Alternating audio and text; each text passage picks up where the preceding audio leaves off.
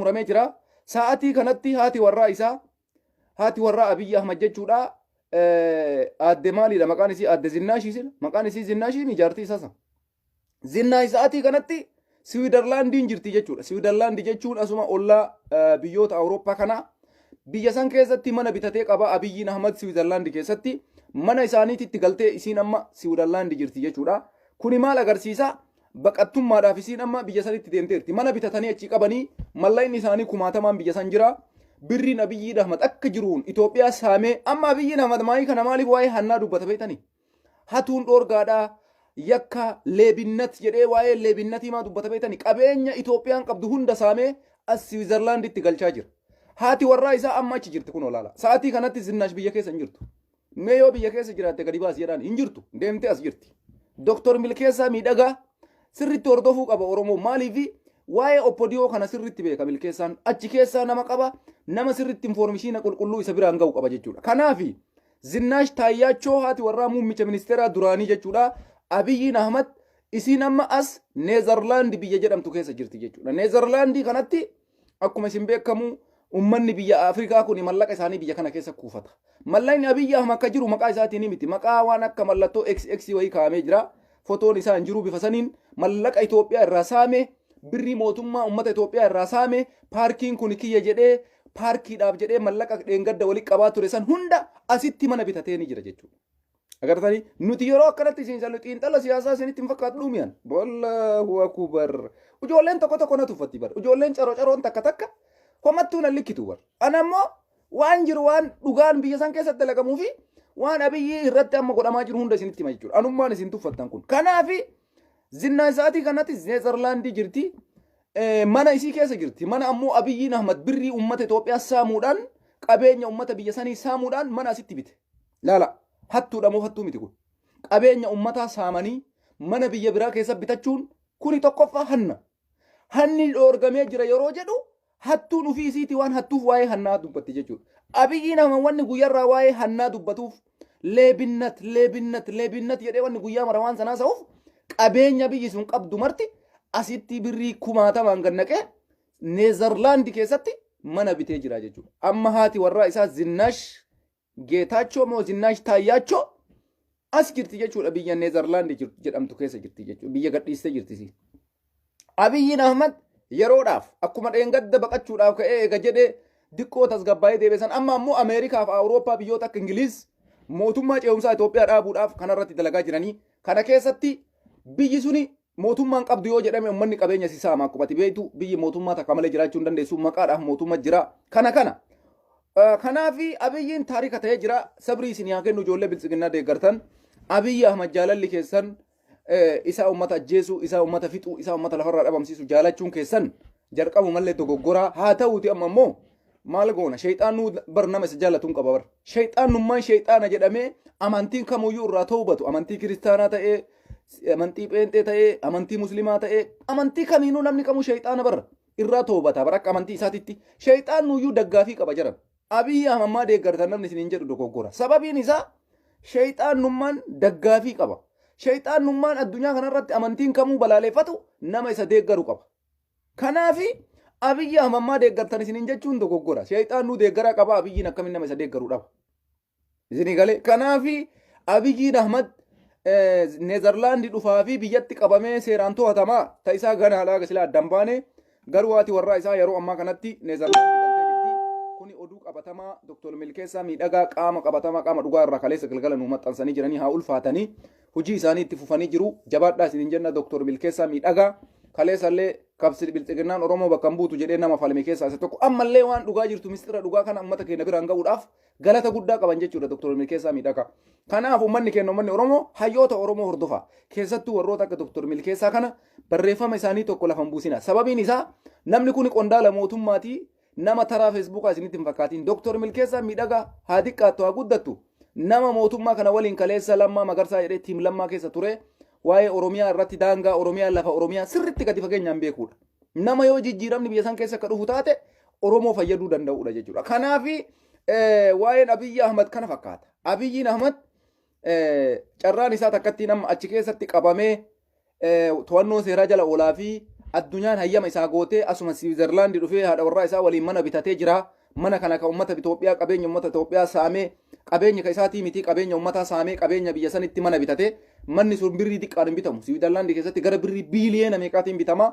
Mana kana bitatee mana isaa keessa jirti haati warraa kiraan kafa. Qabeenyi kun qabeenya ummata Itoophiyaati jechuudha.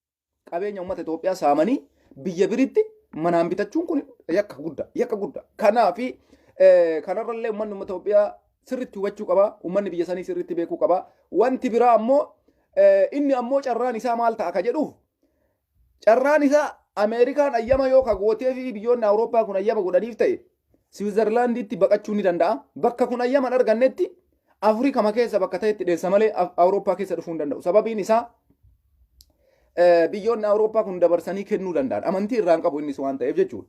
Innis amantii irraan qabu waan ta'eef biyyoonni Awurooppaa kun dabarsanii nama kana kennuu danda'an waan ta'eef sababii kanarraa kaka'e gara Awurooppaa waan dhufu natti hin fakkaatu. An ammoo wanni shakkaa jiru biyyuma keessatti wayii to'annoo jala oolaa shakkaa jira. Qabamee jechuudha. Sababiin isaa akkuma isin agartan kana kaleessa galgala Daani'el Kibriit isa dhumaa irratti isaan soba isaanii dhaabanii waan inni jedhe dhageettanii jirtanii. Ummata Itoophiyaa zammataa jedhanii kaleessa gadi yaasanii kumaatama waraana oofanii milkoofne har'a ammoo namni loleetiin waraana kana injifachuu danda'u hin jiru. Sa'atii kanatti numaayyuu dubbiin jabaatee jira. Kana isiniin jechuu barbaadeetti waa'ee Abiyyi Ahmad irratti dubbii jajjaba deemee jira. Abiyyi walumaa galatti taarika ta'ee jira. Bakka taarika ta'ee jira jechuudha.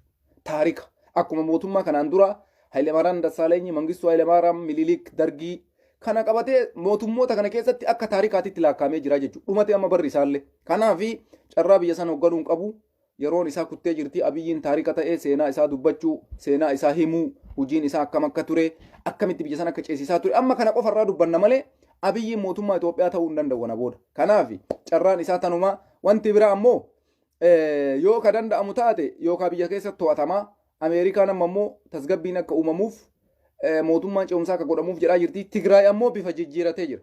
Mootummaan Tigraay Jeneraal Sarqaan jechuudha waraana lolchiistuu waraana Tigraay kaleessa galgala ibsa gabaabduu wayii kennee gara fuulduraatti ganaa haasaa godhanatti fakkaata. Mootummaan Tigraay bifa haaraa waan addisii fidee jira. Kan waan dura isinitti himee ture. Mootummaan Tigraay marii biyyoolessaa diriddirii ka jedhamu kana araara jechuudha. Mootummaa federaalaatii fi mootummaa Tigraay jidduutti araarri akka godhamu Awurooppaa fi Ameerikaan gaafataa turte kanaan dura jechuudha. Yeroo isaan gaafataa turan sanitti Awurooppaa fi Ameerikaan yeroo gaafataa turan sanitti yeroo Afrikaa keessaa namni godhamee itti yaalamaa ture sanitti eenyutu dide? Mootummaa federaalaatu dide. Abiyyi Ahmad kana fa'aatu dide jedhu. Amma ammoo wanti sun marti achi jijjiiramee jira ka jedhu Jeneraal Sarqaan kaleessa galgala ibsa gabaabduu daqiiqaa takkaaf wayii kennanii jedhan. Ibsi suni maal jedhaa? Yeroo ammaa kanatti jedha. Araarri godhamu kuni mariin godhamu kuni maal waliin godhama? Diriddirii wanni jedhamu kuni waan akkamii? Eenyu waliin marii goona? Eenyu waliin diriddirii goona je? Maalii jennaan waraanni mo'atamee jira. Waraanni mootummaan qabu cabee jira. Nuti har'a ka jirru dasee dheengadda hin to'atamtu jedhanii akkuma isin agarran san uummanni Amaaraa magaalaa dasee keessatti hiriiree faannoo Mokkonnoon kabbadee maalii isin jettan Mokkonnoon yoo nama booji'amee jira bara. Jara na dhugaa isinitti maan amma Mokkonnoon kabbadee isin goota jettanii san guyyaa takkatti qofa Tigraay wajji lollaan boruntumaa harka jaraa jira. Tigraay jechuun waan uummata ajaa'ibaati bara. Yoo jarri namicha isin Mokkonnoon kabbadee jettanii goota jettanii faarsitan san guyyaa tokkocha gurra qabdee isin hin fidin maal jedhe naan jedha. Mee innummaan akka dhiiraatti dimbaarii dhaabatee aloluu. Daqiiqaa takkatti qabdee boojitee kaleessa maaliif akka jette kunoo si qabnee jirra maal fidda jedhaniin. Ceephoo buufata akkuma jeneraalticha taadduu kana godhe mootummaadhaan ammas taanaan isin waliin rakkoon qabu bifa kanatti deebiti wanni marti. Kanaafi Mokkonnoon kabbadee torbee tana keessan booji'ama. Yoo ka dhugaan dimbaarirra dhaabatee dasee keessa kombolcha dhaabatee Tigraayin ka lolu taate anatu isiniin jedha laala. Mokkonnoon kabbadee guyyaa lama keessatti to'annoo Tigraay jala oola. To'annoo waraana Tigraay jala sababii isaa siif hima laala. Jeneraal Sarqaan ka jedhe amma booda Abiyyi waliin mee addunyaan akkamiin marii diriddirii yookaan araara godhaa jettee nu gaafatti. Mee akkamitti araarri kun godhama? Waraanni hin jiru. Waraanni Abiyyiin qabu. Kaan walloon dasee magaalonni walloo magaalaa baay'eetu bilisa bahe. Magaalaa takkatti isinitti hin fakkaatin. Dasee magaalota biraa magaalaa baay'eedha. Kana keessatti wanni waajjirri bilchiginnaa jiru tokkochi hin jiru. Cuufamee badde dheessite. Kana keessatti amma maaltu ta'aa jira? Waraanni adda bilisummaa Oromootii fi waraanni TDF wal qunnamaa jira. Damee wal dhaqqabaa jira. Dubbiin akka jabaataa jiru quban qabdu bara Podiyoon. Yaa Podiyoo dhageeffadhu sitti maal? Waan cimatu isin as deemaa jira dhagaa isinitti maal? Waraanni adda bilisummaa Oromoo dasee jiruu fi waraanni TDF kombolchaaf kamisee keessa jiru wal qunnamaa jira. Waraanni kun lamaan gaafa wal qunname mixiin jidduu ba'uu hin dandeettu mixiin lokoftorii miti diroonii miti waan fedhen osoo dhufe nam tokko walakkaa waraana kanaa ba'uu hin danda'u. Amma santuu dalagamaa jira. Waraana adda bilisummaa Oromootii fi loltuu Tigraayitu wal qunnamaa jira. Ilaalaa waraanni kun lamaan kombolchi sa'aatii ammaa kana guutumaan guututti kaleessa dasee isinitti himaa turre.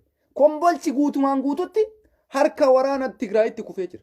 Sa'aatii ammaa kana sa'a tokko dura gabaasa ajajoonni waraana Tigraay kallattiin kombolcharraa kennan guutumaan guututti harka waraana TDF seentee jira. Amma maal godhaa jirarree waraana walloo kamisee keessa jiru waraana adda bilisummaa Oromoo qeerroo bilisa baasaa wallootii fi TDF wal qunnamuudhaaf taaggalaa jira. Walitti maxxanuudhaaf jechuu jidduu kanatti waraana kana xilaata jidduu baasanii wal qabatanii gara fuulduraatti deemuudhaaf kanarra dalagamaa jira.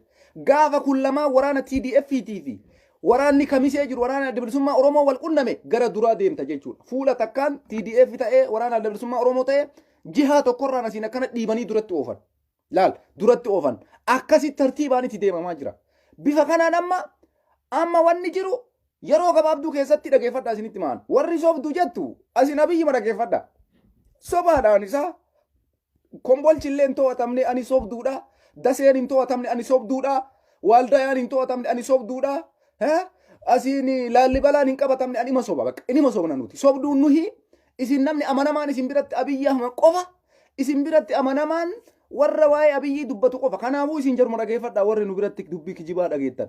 Dhaqaatiniin warruma dhugaa isinitti musa warra daseen hin qabatamne isin hin je'u warra kombolchi hin qabatamne isin hin je'u jara dhageeffadhaa maal gootanii asitti dhufee mataan isin dhukkuba. Nuti dhugaa isinitti himnammoo sobaan takkaayyuu sadarkaa kana hin geenne wanni agarraatitti deemnee tirannee dhufnee injifannoodhaan har'a kamisee walaba baateefu injifannoo waraanni adda bilisummaa Oromoo galmeessus dhugaa quc ka TDF'tis dhugaa jirtu quc godhaa deemnaa jechuudha. Amma jeneraal Sarqaan ka jedhe mee akkamitti addunyaan maanuu araara nuun jechuu dandeessi. Marii biyyoolessaa gootanii ka jedhamu kuni akkamitti ta'uu danda'a. Araarri godhamuu mootummaa federaalaatii fi waraana TDF ta'e waraana adda bilisummaa Oromoo jidduu ta'e mee akkamitti ta'uu danda'a ka jedhu gaafii ajaa'ibaa kaase. Maaliif kana jedha dhugaadha. Har'a waraanni Tigraayitti dhufee lolee ture ummanni madaa isaa yaaluu dadhabeedhaan Abiyyiin har'a Finfinnee keessatti yoo amma oduun achii dhufu waraana kana ka madaayeetiniin kun wanni jedhe asii gara Finfinnee achi dachaasan iddoo itti yaalan dhabanii hanqina dooktoraa irraa kaka'e waraanni lolarratti hirmaatee dhumaa jira. Ummanni ammoo gadi ba'ee mootummaa kanaa waliin osoo akka fedhe hirmaate injifachuu hin danda'u. Maaliif injifachuu hin dandeenye beektanii? Amma jeneraal ibsa isaa keessatti kaleessa wayita dubbate maal jedhe beektu? Waraana kana maaliif injifachuu dadhabdanii akkamitti akkanatti mootamtan jedhanii gaafannaan jeneraaltichi sun jechuu kadheen gadda ijoollee keessa dhaabateetiin achi caffaraa ture maal jedhe? Ijoolleen amma Abiyyiin Ahmad leenjisee fidu jee gandarra walitti qabee maal goggodhee fidu tunniin gaafa Tigraay masaaraa gugurdaa kana meeshaa gugurdaa kana tokko san jedhe madfii kana dhageennaan ijoolleen numa harkaa fiigan jedhe bakka inuma fiidi jedhe ijoolleen dheessiteetuma nu harkaa batattanti jedhe bakka olumaa gan nu harkaa facaatee kuun harka kennataa kuun osomaa dheessuuf harasaasin irra bu'aa bifa kanaan an kophumatti hafee jedhe bakka kophuma kiyyatti hafee jedhe isa dhumaa irratti kophatti oofte carraan ati gootu hin jirtu harka kennachuudha.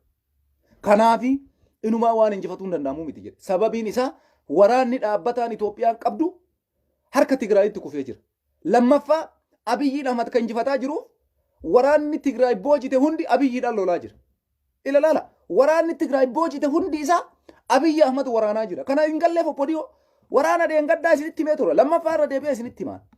Waraanni Abiyyi Ahmad irraa booji'ame tokkochi ciisaan jiru. Tokkochi hundi isaanii Abiyyiin xilaata kenna Itoophiyaa diigaa jira. Isin kaleessalleen waliin turtan jedhanii kaan asiin eltiratti achi facaasanii ijoollee Abiyyi Ahmad irraa booji'an. Daangaa eltira amma adawa gara baadimmee kanaan jechuun waraanni Abiyyi irraa booji'ame parsantiin guddaan garas jira. Ijoollee Tigraay wal keessa makanii parsantii guddaa garasitti oofanii garas jira.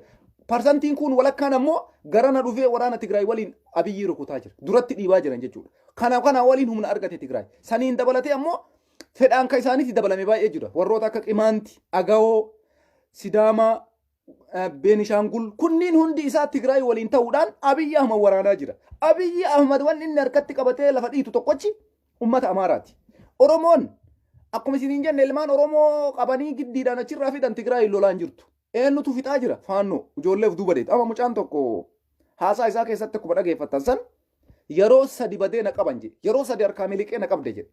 qabdee gumaan mana goote isa dhumaa irratti carraa harka kennachuu argadhee isin harkatti kufee an amma sa'atii kanatti jedhe mucaan sun waraana adda bilisummaa Oromoo shanee jarri ja'ansanii dabalamuudhaaf hawwii kooti carraa yoo argadhe shaneen makama jedhee yaadaa ture amma ammoo shanee qofa osoo carraa naa kennitanii jara biraan na dabaltanii jara dabalamaa jedhe kanaafuyyuu rakkoon takkaayyuu hin jiru waraana Tigraay fi waraana adda bilisummaa Oromoo walii galtee qaba wanni jaalmarroo bira waraanni kun hin geenneef hin jiru jechuudha ajajoota waraana adda bilisummaa Oromoo bira wanni jarri kun hin geenneef hin jiruudha haala mijjeessanii ijoolleen kun dhaqanii abiyyi afuufuu qofa jechuudha amma wanti ta'aa jiru kana garuu ijoolleen bilxiginnaa kijibduudha ati sobduudha isaa wanni beekan takkattiin dhugaa ka dubbatu abiyyi qofa dhugaa ka dubbatu nama waa'ee abiyyi haasa'u qofa dhugaa ka dubbatu bilxiginnaa qofa bakka rakkoon isaanii kana bara namni siyaasa dalagu tokko qaama kamuu dhageeffachuu qaba sila ka deeggarullee ka hin deeggarrellee eenyu dhugaa dubbataa jira warra biyya bulchaa jiru moo warra isaan mormu fakkeenya nu amma mormitoota abiyyiin ahmad biyya saniif hin ta'u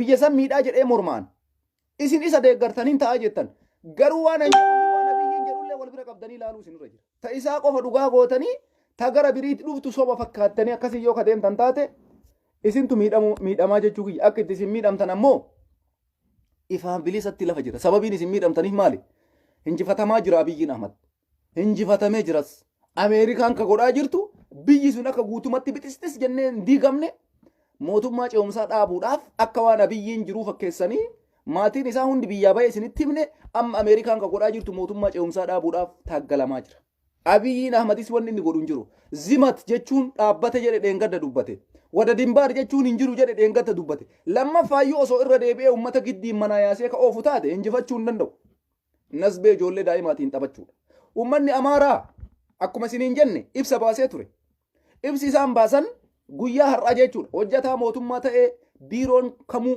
naannoo amaaraa keessatti hojjetu takka illee hin jiru hundi isaa gara waraanaatitti deemee loluu qabaa jedhanii murteessan mee waan isaan fidanii laallaka kaleessa akkas jedhaa turan kamisee irratti dasee irratti akkas jechaa turan har'a ammoo kombolchi qabatamee eega daseen qabatame mee waan jarri kun fidan walumaan teenne laalla an amma isinitti malaa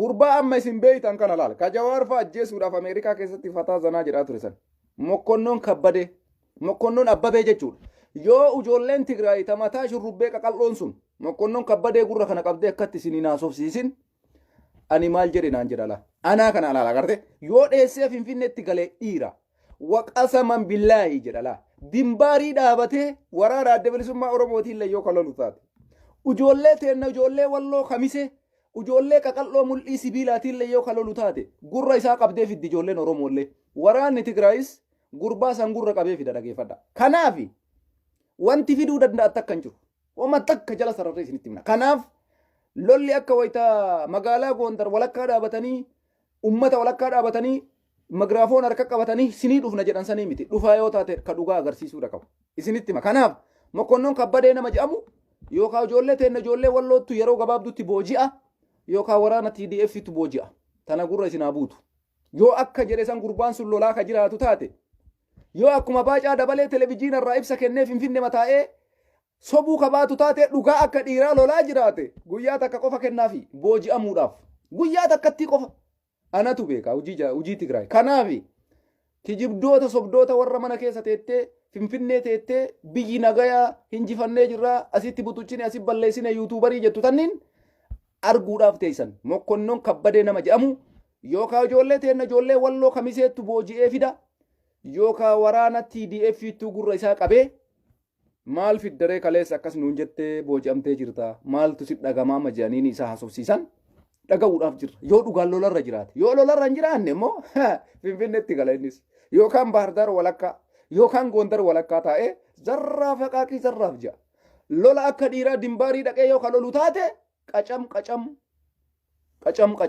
irraa waan hin oolle kuni waan irraan oolle bakka qacamiin waan irraan oolle kanaafi amma wanti dalagamaa jiru istiraateejii haarawaa dhufe istiraateejiin haarofni kuni maali waraanni adda bilisummaa Oromoo haasaa amarroo dirrimaa akkuma dhageeffattan kaleessa dhageeffattanii turtanii anammoo isin dura kaleessa dura dhageeffadhe kaleessa haasaa sarirraalee xiqqoo isin dubbadhee ture marroo waraana kumaatamaan eebbisee jira waraanni Oromoo kanaan dura zoonii kibbaatti eebbifamallee akkasuma jira magaalonni akka Naqamtee kun sochiin takka hin godhamu sochiin makiinaa takka hin jiru kana mara maaltu fide waraana adda bilisummaa Oromoo duratti deemaa jira asii walloon guutumatti bilisa baatee waraanni adda bilisummaa Oromoo marroon duratti dhiibaa jira amma dhumate dubbiin amma waraanni asiin kombolchaa dasee kamisee fi waraanni jidduu kana jiru waraana Tigraay fi waraana adda bilisummaa Oromoo waraana walloo wal qunnamuudhaaf yaaluudha jarri kun lama wal qunnaman taanaan assalaamu alaykum bakka dubbiin asit dhumatte bakka amaarri takka gara walloochi kutuun jiru ka garana kutuus hin jiru abiyyi waan fedhes yoo godhe wanni inni fidu takkas hin jiru saniin gara kaanitti carraan inni qabu takkattiin kallattiin isaa fuula takkatti deebiti gara Gondar qofa Gondariin fuula dura dhiibuu qofa ciboota Gondariin walloo kamisee ta'ee asiin dasee ta'ee gara duraatitti gara Gondaritti dhiibdee achirraan gara Bahardaar tartiibumaan achi oloofta gaafa kunniin marti harka kennan achiin jarritti jirtii mire achiin marroon faa gara Finfinneetiin itti jirtii waraanni adda bilisummaa Oromoo Oromiyaa keessa jiru kallattii hundaan kana godhaa jira amma feesbuuka kiyya waan narraa adabaniif isinitti hima feesbuuka kiyya baatii sadi waan adabaniif isinitti hima jidduma keessatti jechuudha poolisiin Oromiyaa kaleessa nama 200 wayitu waraana adda bilisummaa Oromootitti dabalan barreeffama san maxxansee daqiiqaa takkatti jimna godhan feesbuuka kiyya sababa san adabanii bara feesbuuka kiyya waa'ee san irratti na adaban poolisiin Oromiyaa fedha isaaniitiin waraana adda bilisummaa Oromootitti harka kennataa jirtanii wanti ummanni keessaan isinirraa barbaadu homa kanaan jennaan achumaan feesbuuka irratti cici godhan guyyaa 90 jechuun ji'a 3 yoom deebi'a jechuudha bara haarawaa akka lakkoofsa Awurooppaatitti gaafa Febraawarii 1 jechuudha jiini amma keessa jiru Noovembarii Desembarii Janawaarii fixee Febraawarii gaafa 1 deebi'a jechuudha feesbuukni kiyya Ahmad jedhu kun garuu achi asitti waa poostii godhuu hin danda'a haga na dhoorganitti jechuudha laayivii ammoo feesbuuka kanaan fayyadamaa kanaan hordofuu dandeessu waan adda addaa waan isinii barreessu waan poostii isii godhu oduu haarawa waan akkasiisan feesbuukuma kanaan haga yeroodhaaf haga silaa feesbuuka waa poostii godhuu nan adabne laayivii ji'a 3 adabanii kun rakkoo takkas hin qabu rakkoo takkas Oromoodhaa sagalee ta'uu hin dhaabnu isiniin jenna laa yoo feesbuukni fedhe cufaate addisii har'a banannee Oromoo sheer godhii foloo godhi jennaan Oromoon cakitti gooti bakkuma duraanii san jirraa jechuudha kanaan nu dhaabuu hin dandeessan biltsiginna dhugaa isinitti himna kanaan nu dhaabuu hin dandeessan sagalee kennu ukkaamsuu hin dandeettan sakandii takkaaf kutannee kaane waan ta'eef jechuudha kanaafi amma wanti godhamaa jiru waraanni adda bilisummaa Oromoo kamisee keessa jiruu fi waraanni TDF gara kombolchaa dasee jiru wal qunnamuudhaaf tattaafachaa jiran wal qunnamuuf jechuudha akka xilaanni jidduu kana keessa amma xilaanni kenna amma eenyunni Tigraayii miti xilaanni kenna eenyu biltsiginnaa fi faannoo Amaaraati waraana milishaa Amaaraa ta'e waraana Abiyyi Ahmadiin hoogganamu jechuudha kanaafi amma waraana Tigraay fi waraanni adda bilisummaa Oromoo kamisee kombolcha jiru wal qunnamuudhaaf dalagamaa jira kana jidduutti achi booda isin asiin itti fufa nuti karaa karaan itti fufna informeeshina walii kennu meeshaa waraanaa yoo bakka rakkatanitti walii aqabbalu wanni marti mijjaa deemaa jira Oromooti akkanallee xarxarsiin jedhin garaan akkanallee oppodiyoon balleessina jennee kaane jirra hin dhabamsiifna eega jenne Tigraaytu nuti deebi'a maaltu nuti deebi'a san jalaa qaba sababiin isaa xilaanni keessan guddaan oppodiyoodha amma nam tokko asirratti waan isin hubachiisuu qabu Jawaar Mohammaffaa akkamitti hiikuu dhabanii jarri kun dhugumatti xilaata Oromooti haga har'aatitti Jawaar faa hidhaa baasuu dhaban jarana Jawaar ka hidhe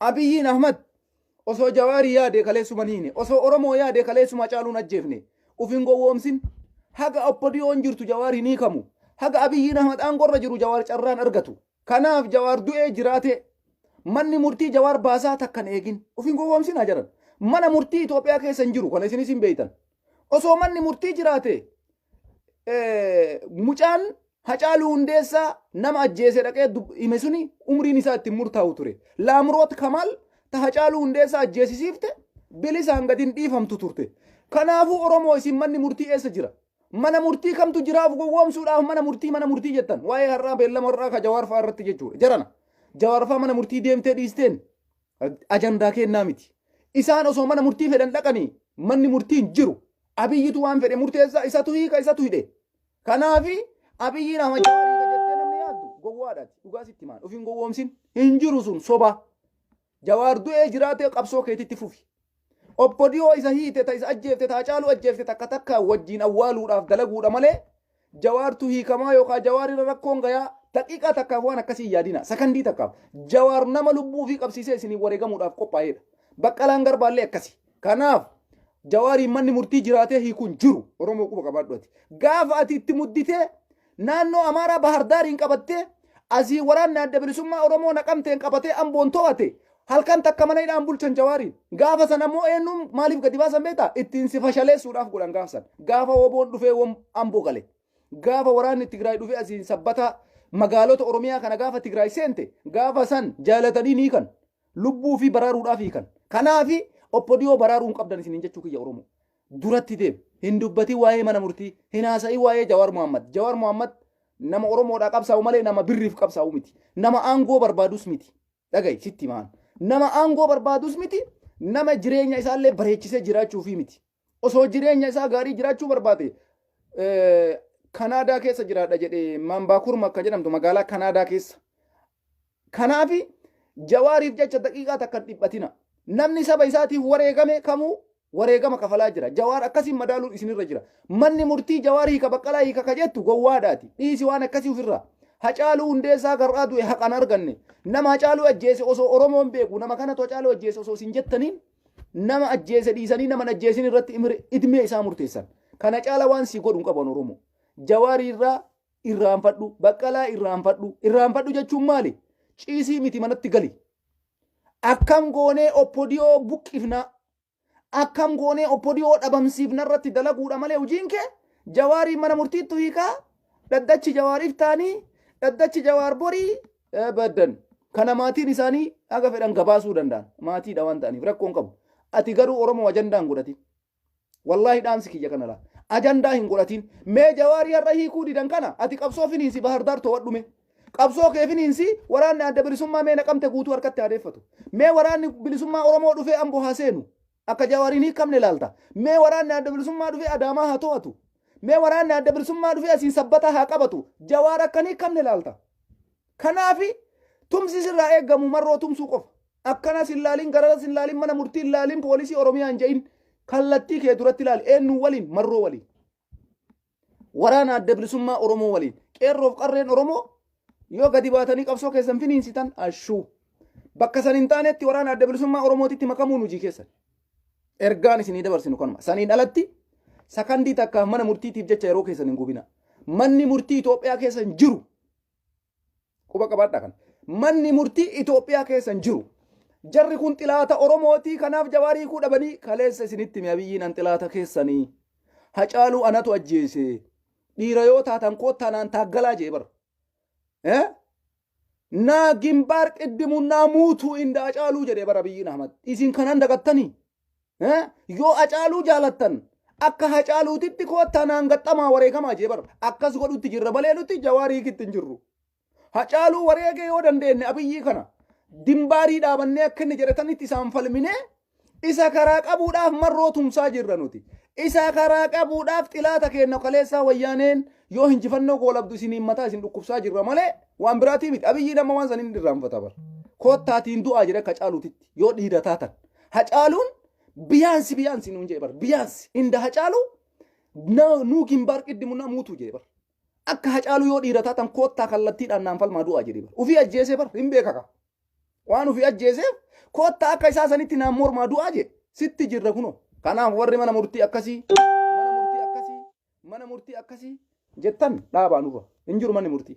Manni murtii har'a ka Abiyyi, manni maree ka Abiyyi, paarlaamaan ka Abiyyi, abbaan alangaa ka Abiyyi, caffeen ka Abiyyi, kantiibaan ka Abiyyi, ajajaan waraanaa ka Abiyyi, itti aanaan ka Abiyyi, kantiibaan magaalota garaagaraa ka Abiyyi. Waanummaan takka kuni maali Miftaaha Aliyyi. Shayxaanni si caala hin jiru ilma zaalima bilookii si godha.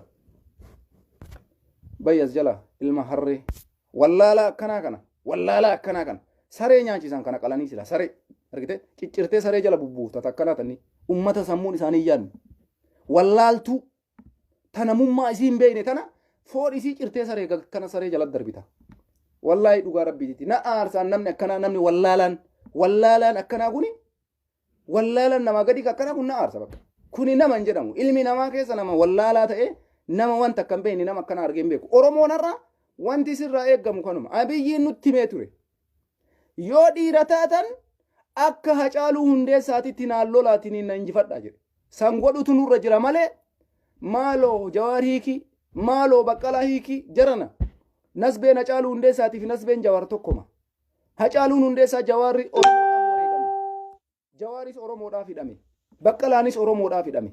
Oromoon kana beekee itti jabaachuu qaba. Saniin gara kaanitti wanti biraa hin jiru. Ijoollee wasaka waa'ee Abiyyi Ahmadiif isin nama jala deemtee nama arrabsitu tana gaafa guyyaa wayii dhufe wal gaafannatanii. Isinii galee akka carraa tase yoo waa arganne isin gaafanna. Dhugaa isinitti himnasi warra Abiyyi Ahmadiif jecha Oromoo akkana godhe guyyaan keessan hin dhufa inshallah. Hin dhufa guyyaan keessan Abiyyi Ahmad waliin isinii dhufa isinillee jechuudha.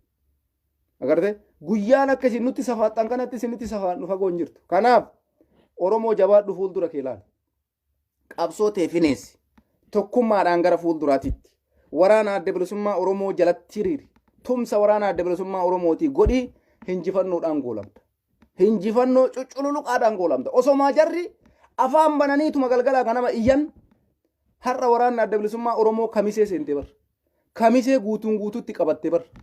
Guutuun guututti walloo keessaa ariitee baaftee bar sariin Abiyyi Ahmad. Kana caala maal barbaaddan? Injifataa jirra moo injifataa hin jiru? Ijoolleen Facebook irra nuteettee nu arrabsitu ilmaan harree tunniin bu'aa buusaa jirti? Bu'aa buusaa hin jirtu. Nutu injifachaa jira. Hojiilleen hojjechaa jirra afaan qofaanii miti. Kiishii keenya qusannee hin beeynu. Waan kiishii keenya qabnu duba qabannee hin beeynu. Qarqaarsa Oromoo irratti rakkoo kamirrattu tumsa godhaa jirra. Kuni waan waadaa seenneedha. Akka ijoollee Abiyyi Ahmad Facebook qofarraan iyyinu nuti. Hojiidhaan hojitti hiinee walloo kamisee bilisa baasee jira oboon. Gara isa dhumaatitti Finfinneen bilisa baati. Oromiyaan hundi waraana adda bilisummaa Oromoo harkatti qufti. Dhaansi isa dhumaa poolisiin Oromiyaa.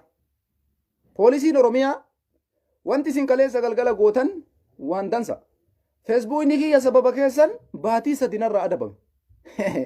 Isin waraana adda bilisummaa Oromootitti makamuu keessan maxxansee jennaan ji'a sadina adabe dhaabbanni Feesbuukaa.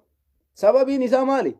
Waan injifannoo fidutu waan san ta'ee waan beekaniif akka wanni sun hin barbaadan waan ta'eef. Isin galaamire bakka injifannoon itti dhuftu waan beekaniif warri Abiyyiin Feesbuuka keessatti ramade Feesbuuka kiyya ji'a sadina adabde jechuudha. Sababiin isaa poolisii Oromiyaa qofa wanni Abiyyi Ahmad lubbuu isaa qabee taa'anii jiru.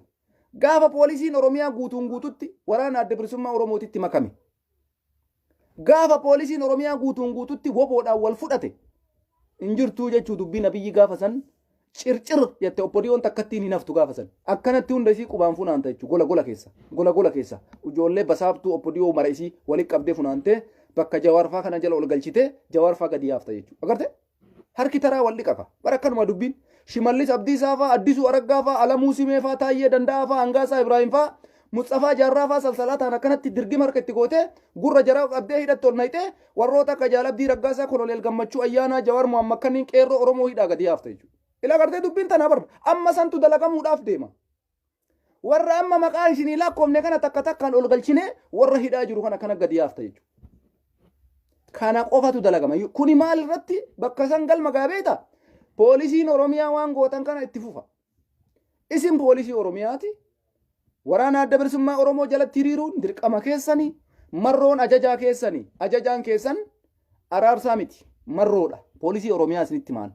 Ajajaan keessan har'arraa kaasee marroo dirribaati. Poolisii Oromiyaa. Oromiyaadhaaf namni taaggalaa jiru marroodha.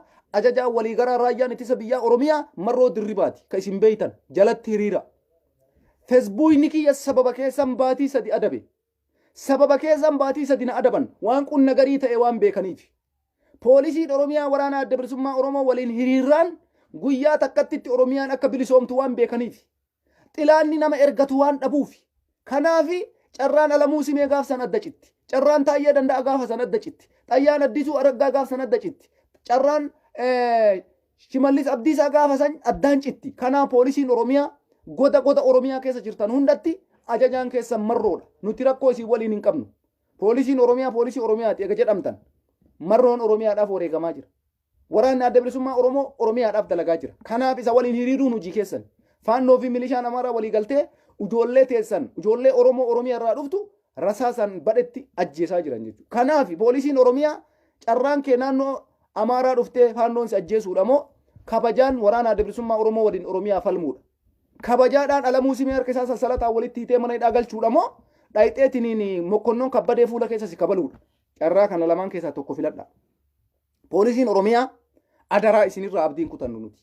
Abaddan abbaa feenirraa yoo abdii kutanne poolisii Oromiyaa irraa abdiin kutannu. Isin namni tokkochi nuti har'a carraa irraa qabnu. Isinis akkamitti isin jaalannaa Shimallis jala teettanii osoo hin taane gaafa isin marrootti galtan Oromoon mana jirus abiyyiinis gaafasan akkuma isiniin jenne abdii kutata oppodiyoo takkattiin isiin haftu warra har'a ummata keenya hidhatti guurraa isiniin jechuu kiyya xilaanni keenya oppodiyoodha gaafa oppodiyoo mataa gubbarraa kaaftanii hunda isii mana hidhaatiin nayxan gaafa san Oromiyaan namni tokkochi Oromoo keessaa basaastuun hin jirtu hayyuun Oromoo wanni hidhamuuf hin jiru artistiin Oromoo wanni ajjeefamuuf hin jiru kanaafi oppodiyoo hunda isii galmee isaanii galmeeffadhaatiniin waraqaa keessan fudhaa jalmarrootti dhaqa waan takka rakkoo isinirraan qabu waraanni adda bilisummaa Oromoo kaleessa galgala nama 240tu itti makame baay'ee diqqaadha kun baay'ee diqqa poolisiin Oromiyaa naannoo Tigraay dhayxanii kabooji amtan hisaaba qabdan hisaaban qabdan kanaaf namni 240 maali qunna garii qabdi qunna garii hin qabdu jechuu kanaafi kumaatamaan waraana adda bilisummaa Oromooti shawaa kaabaa keessa jira woboon asiin wallagga afran warra jirtu poolisiin Oromiyaa maal eeda gamma maal eeda asiin boorana keessa jirtu poolisiin Oromiyaa maal eeda haga yoom gowwoomfamtee ajjeefamtati haga yoom waan sin fayyanne jecha duuta yaa poolisii Oromiyaa namni ati rasaasatti dhukaasaa jirtu ilma keetii bar marroon barsi ajjeesuun barbaadu bar waraanni adda bilisummaa Oromoo warra rasaasa takkasitti dha'uun barbaadu bar Oromoon isin waliin jira poolisii Oromiyaa kanaaf tumsi keessan marroodhaaf ta'uu qaba dhaqaati dabalamaa hin injifanna jedhan Tigraay dhuftee jirti dhigaa isinitti maan Shimallis hin ilaalina Abiyyi Ahmad ilaalina warra televijiina qofarra taa'ee kijibu ilaalina yoo dhugaa Tigraay mitiinutu Oromiyaan teenna Oromiyaa qabanna ka jettan taate woboon ajajaa keessanii marroon har'arraa kaasee poolisiin Oromiyaa ajajaan keessan araarsaa osoo hin taane marroo dirribaati gadi liqimsaa fudhadhaa itti jalatti hiriira gadi liqimsaa fudhadhaa waliin taaggala gadi liqimsaa fudhadhaa Oromiyaa baraara Oromiyaan takka Oromoon takka nuti kutaa 11 keessatti gandaan waliin qoonnu kutaa waliin qoonnu Oromoon qulqulluun Oromoo qulqulluudha dakka abbaan fedhe waan fedhe jedhu nuti Oromoodha eega jenne Oromoodha wanni ati gandasanii ati kutaa kana jennee walirratti waan argine oduu oofnuuf hin jiru namni marti wal qixaa miti jechuu kiyya kanaafi tokko wallaalummaadhaan nama tokko deeggara tokko beekeeti ka beekee deeggaru ammoo mallaqa isaa fudhateeti birrii isaa fudhateeti biizinasaan haasa'a waan ta'eef kanaafi Oromoon kutaa 11 ija takkaan wallaaluun nurra jira poolisiin Oromoo kutaa 11 keessaa dhuftu hundi kee ija takkaan uf laali marroo jalatti gali hinjifachaa jirra hin injifanna gaafa tumsi poolisii Oromiyaa itti dhufe alla qallat bakka kanaafi yoo Tigraay hindura Finfinnee to'anna ka jettan taate poolisii Oromiyaa yoo Tigraay hindura waraanni adda bilisummaa Oromoo Oromiyaa yoo osoo Tigraay Bahardaariin to'attee uummata Amaaraa harkatti deeffattee osoo nutti asiin qajeelin dafneetiniin poolisiin Oromiyaa woboo jalatti hiriirree Oromiyaa dhuunfanna ka jettan taate carraan takkattiin isin qabdan marroo jalatti hiriiruudha marroon lolchiisaa keessani marroon ajajaa keessani yaa poolisii Oromiyaa ajajaan keessan araarsaa miti anatu siif hima ajajaan kee Itaamaajoor Shumiin kee ajajaa waraana adda bilisummaa Oromoo marroon ajajaa poolisii Oromiyaa ta'ee muudamee jira ka woboo qofaa miti mootummaa keessanis ta'ee muudamee jira jalatti hiriira isatu isin baasa dhiiga kee bilaashatti hin qisaasessitu dhiigni kee bilaashatti isin jigu gaafa san Jawar hidhaa gabbaastee bakka Jawar Muhammad Alamuu simee buusuu dandeessa poolisii Oromiyaa natu siif hima gaafa jabaattanii jettan Jawar hidhaa gadi baaftanii Taayyee Danda'a bakka Jawar fiduu dandeessan gaafa jabaattan Jawar hidhaa baaftanii Shimallis Abdiisaa bakka Jawar fiduu dandeessan maaliif karama wal harki wal dhiqata kanu hidhee bar Amaaraa miti kanu hidhee bar Tigree miti oppodiyoon nu hidhee bar hin irraanfatinaa kana oppodiyoo hidhee bar Jawarii oppodiyootu hidhe Shimallis Abdiisaatu hidhe kanaafi kanarra dalaguu yoo barbaaddan Oromiyaa walabaa yoo barbaaddan jarri kun Oromoodha waan takka hin goone kanallee beekutu sinirra jira poolisiin Oromiyaa Shimallis Abdiisaa fa Abiyyiin Ahmad waggaa 3 biyya bulchan keessatti gaafii Oromoon kaleessa gaafate deebisee poolisiin Oromiyaa abbaa biyyummaa isinii mirkaneesse daangaan Oromiyaa sararamee afaan Oromoo afaan federaalaa ta'ee Finfinneen ta Oromoo taate gaafiin kun kaleessa gaafii ijoodha wanti ilmaan Oromoo agaazii dura dhaabattee laphee isii agaazii kenniteefi waraana Tigraayii fi raayyaa ittisa biyyaa Itoophiyaa dura dhaabattee dhumaa turteef Oromiyaa dhuunfachuu fi abbaa biyyummaa Finfinnee irratti qabu Oromoon goonfachuudhaaf godhe Abiyyiin irra gaafii san isinii deebisaa jira namni waa'ee masaniituu kaasaa jiru jira poolisiin Oromiyaa kana xiinxallus irra jira kaa mee namni har'a gaafii kaleessa isin gaafattan ta daangaan Oromiyaa sararamu Finfinneen ta Oromoo haa taatu Oromoo irraa hidhaan haa dhaabbatu Oromoo irraa duuti haa dhaabbattu Oromoon ufiin ufaa bulchu jettanii kaleessa Tigraay gaafattan har'a mee Abiyyi gaafachuu mirga qabdanii Abiyyi gaafachuu carraa argattanii jirtanii kanaafi poolisiin Oromiyaa wanni isin kana booda eeydan hin jiru Tigraay miti osoo wanni san caalu dhufe waan oppodiyoon nu miite kana caala nu miidhu hin dogoggorina abbaan fedhe osoo dhufee deebi'e waan Abiyyiin Ahmad nu godhe caala namni nu godhu hin jiru waan inni nu godhe kana olitti namni nu godhu takkallee hin jiru. Tokkollee anatu siif hima tokkollee. Sababiin isaa Hacaaluu warqii caaluu Baqqalaa Jawaar Hamzaa Oromoo kumaatamaan addabaabayii irratti mormatti cugguxii fannisee namni ajjeesaa ture Tigraayii miti. Ilma Oromoo isin jettanii ni agarraatitti gaafii takka osoo isin hin deebisin isin ajjeesuun alatti. Ka ofii isaati isin hin ajjeefne lolatti isin oofee naannoo Amaaraa keessatti isin ajjeesaa jiran jechuudha. Kaan ammoo ofii isaati gadi si baasee ati shaneedha isin jee addabaabayii irratti si ajjeesaa jira jechuudha. Kana eenyu si godhe Tigraayii miti. Kanaafuu kana caala maal miidhamta Oromoo?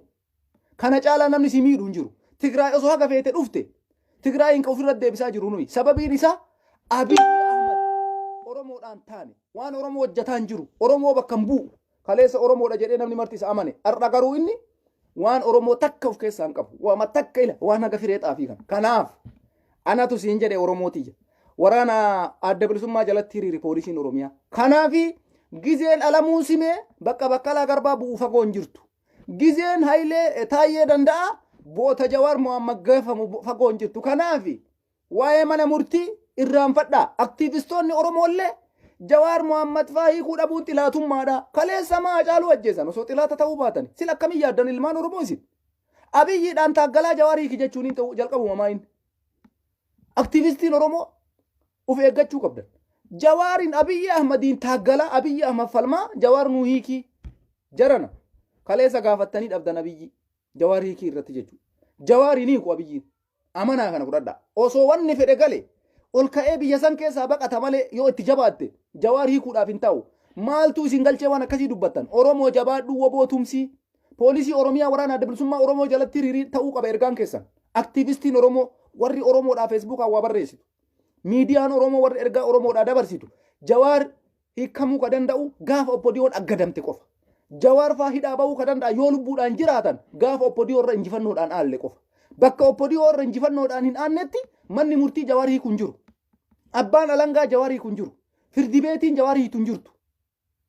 Laal kana beektee haasaa waa'ee Jawaar faa sammuu keessan keessaa baasaa. Akkam goonee poolisii Oromiyaatiif waraana adda bilisummaa Oromoo tokko goona. Akkam goonee poolisii Oromiyaa waraana adda bilisummaa Oromoo jalatti hiriirsifna. Uummanni jalatti hiriiree jira. Qeerroof qarreen jalatti hiriiree jira. Amma kanu hafte poolisiin Oromiyaa haga nu barbaannu waraana adda bilisummaa Oromoo jalatti hiriiraan jiran. Sanirra dalaguu isinirra jira aktiivistiin Oromoo poolisii beektan keessaan dhaamsa dabarsaa fi wal ijaaraa jedhanii poolisiin Oromoo nama kudhaniin nama 20 nama 10 nama 5 bakkuma jiranitti walii galanii chawu meeshaa isaa fudhatanii chawu meeshaa isaanii fudhatanii chawu bifa kanaan irra dalaguun nurra jira. Malee bakka Jawaarii ka maaloo isin xilaata Oromooti kaleessa jettanii falmaa jirtan. Abiyyiin har'a dubbuun asitti galteef Jawaariin hiikuu warra ka'ee dheessa malee. Dee akkami goomattanii. Abiyyiin osoo waan fedhe galee hiiku Jawaariin yoo itti jabaattee taasifaa mure biyya san gadhiisa akkuma Mangistuu Hayilamaariyaam malee wanti inni Jawaar si hiikeeti lakki Oromoo kaleessa dogoggoree Jawaar faallee hiikee furmaata fit abadan saninumaayyuu yaadina. Santasumallee yaadin awwaan akkasii natti mul'atu. Sababiin natti mul'anneef gorsaan Abiy Ahmad Daani'eel Kibriit. Daani'eel Kibriit xilaatummaan isaa Oromoo fi Islaamummaa balleessuudha. Nama kanaan osoo gorfamu Abiy Ahmad Jawaar hiika warra jettee yaaddu ati miskiina gadiiti. Siyaasni illee siin galle jechuu kiyya. Kanaaf of hin gowwoomsina. Aktiivistoonni Oromoo waa'ee mana murtiin barreessina. Yoo barreessitanillee bu'aa isiniin qabu. Kaleessa manni murtiin jiru jettanii amantan. Jawaar yakkamaa miti. Baqqalaa yakkamaa miti.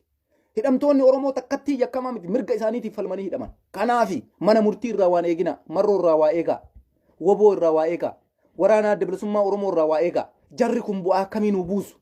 Tumsa jara kanaa jabeessa. Poolisiin Oromiyaa jara kana jalatti akka hiriiru jabaadha. Kanarra nuu dalagaa jiran. Nama beektan bilbilaa dubbisa. Nama 5 dhaqaa wobotti galaa jedhani. Kana godhi aktiivistiin Oromoo bakka dandeettutti ilmi Oromoo kamuu warri Facebook irraa dhiyyinellee gaafa san alamuu simee sassalata harkatti hiinee bakka Baqqalaa Garbaa jiru san geessuun nurra jira jechuudha. Kanarra dalaguu qabna malee har'a xilaanni keenya Tigraayii miti. Amaaras miti. Oppodiyoodha. Alamuu simee dabalatee Taayyee danda'a. Hangaasaa Ibraahim warra aktiivistii ofiin jedhu Mustafaa Jaarraa ijoollee Adaabbaa keessatti uummata lafarraa ficcisiise. Jara akkanaa kanniin hunda isaa gola funaananii hidhatti galchuudha malee ati Jawaartu hiikamaa Oromoon Abiyyiin akkasii Oromoo akkasii lakki har'a xilaata Abiyyiin waggaa 1,000 si cabsa jedhee bara. 1,000 san irraanfattanii lakki ati dhugumatti xilaata uummata Oromooti kaleessa sitti himin an xilaata keessanii waggaa 1,000 akka isin hin kaane isin cabsaa nuun jedhee bara biyyi maa dagattan kana 1,000 waggaa 1,000 akka isin hin kaane butuchee inkitkit godhee lafa isin kaa'e deeba Oromoon tokko ka isaa harka rukutu kuni warra waggaa 1,000 cabuudhaaf of murteessee bara osoo numartii tokko taane Oromoon cabee silaara kanaafi faallaa isaa taanee jechuudha kanaaf wallaaltota isaa harka dhooytullee bilisa baasuudhaaf taaggalaa jiran wallaala Abiy Ahmad harka tumullee akka uf beekeetiin namummaa isaa deebuuf godhaa jirra kanaaf poolisii Oromiyaa bakka jirtanitti wal ijaara nama shanshaniin waraana adda bilisummaa Oromoo an akka kiyyatti karaa asii Wallagga Afran Guji Booranaa kana waan isin eeydan hin beeku poolisii Oromiyaa haga har'aatitti ka waraana adda bilisummaa Oromootitti makamtanii saabatin ani maal beekan poolisiin Oromiyaa gara Wallaggaa hin jiru ta'e osoma jirta waraana kanatti dabalamuu dhabdanii ani gaafii guddaa natti uuma kanaaf itti yaaduu isinirra jira waraana adda bilisummaa Oromoo isin waliin rakkoo takkallee hin qabu sakandii takkaaf wanni isin godhu hin jiru dhiibbaan isinirra qabu sakandii takkaaf hin jiru har'a takkattiin nu hafte tana qofa yaa aktiivistoota Oromoo yaa miidiyaa Oromoo poolisii Oromiyaa hunda oppodiyoo jala sabaasabnee waraana adda bilisummaa Oromoo jala hiriirsuudha bakka isa dhumaa irratti ammoo achi booda Abiy Ahmad qabsoo uummataa itti kaasanii uummanni kararraa qaba jechuudha har'as taanaan mootummaa ce'umsaatti kaamuudhaaf deema mootummaan ce'umsaa yoo kaayamuudhaaf ka ta'u taate Oromoo ati maalirra jirta qophoo akkamii qabda qophoon qabdu jechuudha oppodiyootu har'allee marii kee bakka bu'ee taa'uudhaaf deema kana balleessuudhaaf hatattamatti osoo mootummaa ce'umsaa kana jarri hin jammarre poolisiin Oromiyaa woboo jalatti hiriiree Oromiyaa dhuunfannee Oromiyaa harkatti deeffannee akka Tigraay biyya isaa harkatti deeffatetti achi booda mariidhaaf mootummaa ce'umsaatiif Oromoon iddoo isaa barbaachisu fudhatee mariidhaaf teenna jechuudha sanii galatti osoo Oromiyaa harkatti hin deeffatin mariidhaaf taa'uun nurra hin jiru Tigraay qofa harka dha'uullee dogoggora kanaaf akkuma Tigraay dachii isaa dhuunfatetti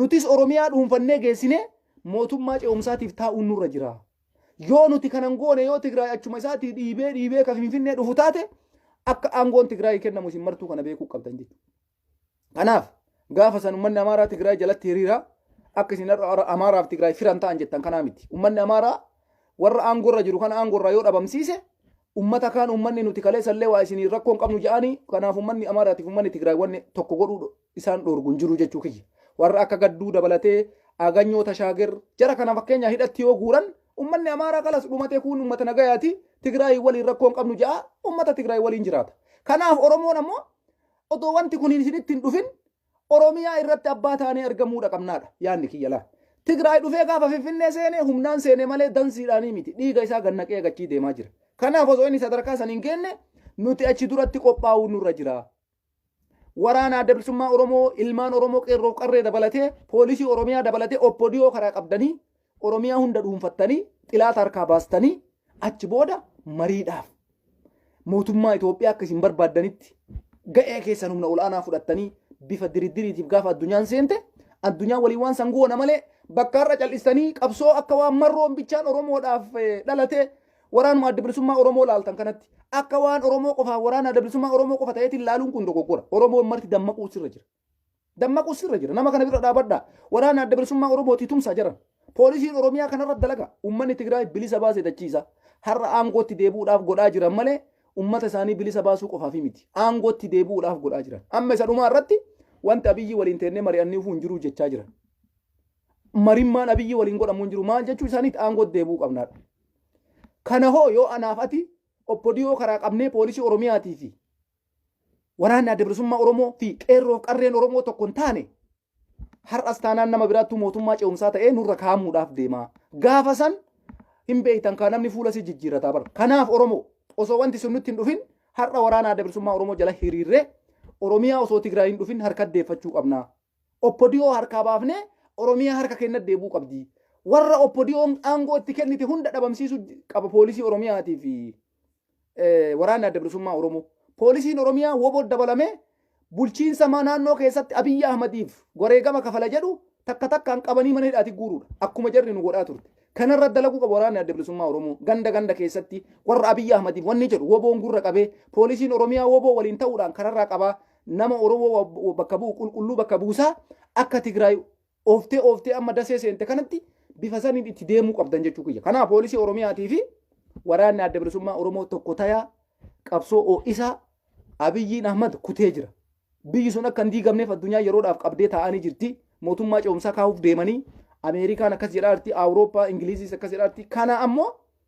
Oromoo uf qopheessisiin jedha ergaan kiyyaarraa kana fakkaata ummanni keenya ummanni walloo baga gammaddanii injifannoo keessan tiikfachuudhaaf halkanii guyyaa ija lamaan banadha ummanni keenya walloo injifannoo argattan akka isin harkaan fudhatamneef humna waraanaa keessan jabeessaa meeshaa keessan jabeessaa ija lamaan banadhaa ciisa ija lamaan banadhaa rafa kanaafi amma akkana fakkaatutti waraana Tigraay fi waraanni walloo keessa jiru waraana bilisummaa Oromoo wal qunnama jedhee yaada yeroo dhiyootti maaliif achiin amma kombolchi to'atamtee jirti ergaa guddaadhaa wanta anarra isinii dubbadhe kana jabeessinee hojiitti haayinu waa'ee mana murtii irraanfadhaa Jawaar faa hin hiikamaa irraanfadhaa Jawaariin hin hiiku abiyyiin jedhan hin hiiku osoo wanni fedhe galee a'uuzu billaahi maal taata yaa uummata Oromoo hin hiiku namichi biyya gadhiisee baa malee hin hiiku nuti Jawaar hiikamuu miti kaayoon kenna Oppodiyoo taayee danda'a alamuu simee warra Oromoodhaan taphate kana gurra qabnee mana hidhaa galchuudha.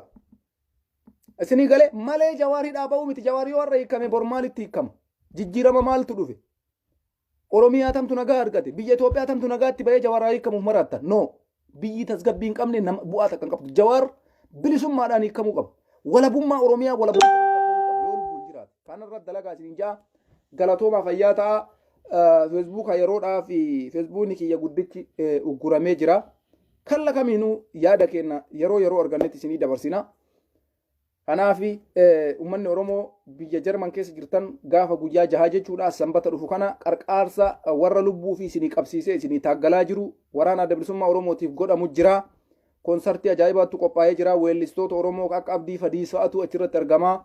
Sanirratti ammoo uummanni Oromoo kumaatamaan sanirratti akka argamtanii tumsa waraana keessanii gootan asumaan waamicha isinii dhiyeessinaa karaa Facebook atiileen isinii maxxanaa jira guyyaan ammoo bootaan isinii maxxanaa iddoo ajaa'ibaatti qophaa'ee walgahiin ganama sa'a 11 irraa jalqabee haga sa'aatii beenu sanachi booda mumkin haga sa'aatii 22 ta'uu danda'a jabaadhaa hin hafinaa hundi keessan guyyaa sanachitti Oromoon marti ba'ee irratti hirmaachuu qaba isiniin ja'a fayyaa naa ta'a ergaan kiyyarraa kanumaa Facebook kanaan yoonarraan guriin kanallee laayivii asumaan dhufee isiniin dabarsa. Facebook ni kun kabara haarawaa 2022 keessa malee wal argaan hin jirtu garuu laayiviidha malee waa poosti godhuu waan adda addaa isinii barreessuu inuma danda'a yeroodhaaf jechuudha ergaa bareedduu isinii dabarsee poolisiin Oromiyaa isin gaachena kenna isinitti mala poolisiin Oromiyaa isin gaachena kenna nu tuffattan garuu ergaa nuti isinii dabarsinu nu Oromiyaas jiraachisuudhaaf ofillee jiraachisuudhaaf woboo jalatti hiriira. Poolisiin Oromiyaa isin gaachena uummata Oromooti. Akkasitti isin beeyna kaleessa isin hin ijennaa wayyaaneen cabde bar. Isin uummata keessa waliin dhaabannaa wayyaaneen cabde. Kanaaf jarri sun deebi'aa jirti har'allee. Eenyutu deebisaa jira? Abiyyi Ahmadu deebisaa jira. Shimallis Abdiisaatu deebisaa jira. Akkamitti deebisaa jira? Oromoo tuffatee uummata Amaaraa qabatee Oromoo salphisee uummata Amaaraa ol fuudhee sadarkaa sanitti kaasee har'allee Tigraay biyyatti deebi'aa jirti jechuudha. Eenyu kana godhe Abiyyi Ahmad jechuudha. Osoo Abiyyi Ahmad Oromoo qabate sila Oromoon Tigraay akka Abiyyi Ahmad uummata Amaaraa qabatetti nuti uummanni Amaaraa kaleessallee seenaa isaa keessatti miidhaa guddaa nurraan gahee nu cicciree harka numree nu kolaasaa ture. Uummata kana waliin firooman qaba Oromoon. Kanaaf taaggalaanii jirra jechuudha. Sirni Amaaraa abadan deebi'een dhufu amma kun. Kanaaf poolisiin Oromiyaa abdii isinirraan kutannu isin gaachena kennaa nu tumsaa woboodhaa tumsaa marroodhaa tumsaa rasaasa marrootti dhukaaftan lafa gadi dhukaasi.